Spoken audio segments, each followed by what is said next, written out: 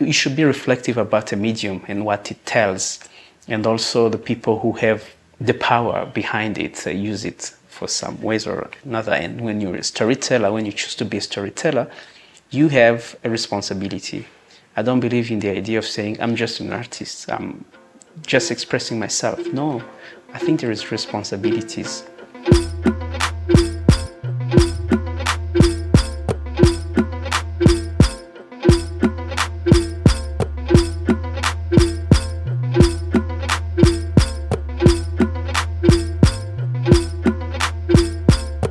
Years is not so much more.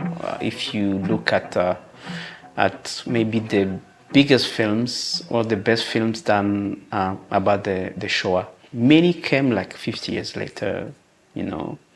So it's after so much distance, you know, from the event, or it's another generation maybe that's also gonna recount it.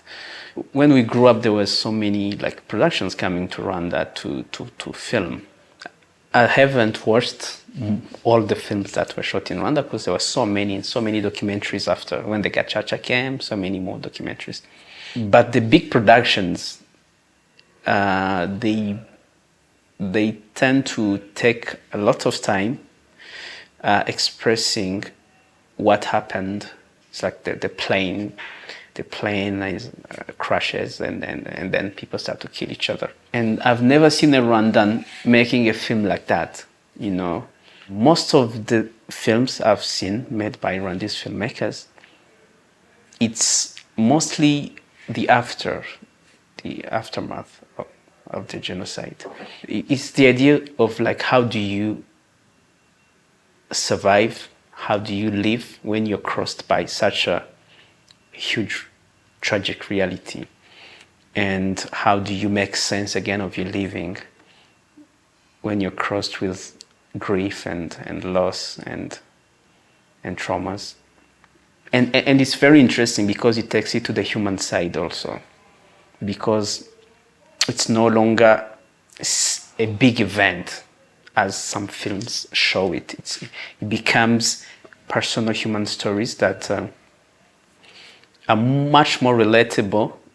Not that the other films are not relatable, but it takes it to the human level where you focus on an experience of somebody who has just.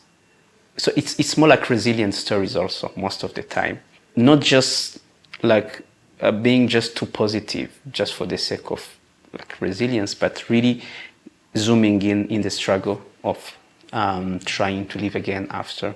And also sometimes finding poetic ways to say it. When you look at some of the films that, the best of the films that were made by Rwandese on the subject of the genocide against the Tutsis. Because also there is less and less films about the genocide against the Tutsis itself. Like filmmakers are telling a whole diverse of stories, which I feel like also is a strength. And also when then a film about that topic comes, it's not just a given. It's not that this generation is just telling their stories. You know, it's a choice. And the choice that you take as an artist. And as an artist, you can document, which is very important. And also you can express yourself through art, which is also important. Which is also implicates finding ways to tell this, which is not so on the nose, which is not so direct. Another very interesting thing that I find is when the stories that are told are not just about people as victims, you know. There is an interesting film, like artwork, made by a colleague, which I really liked.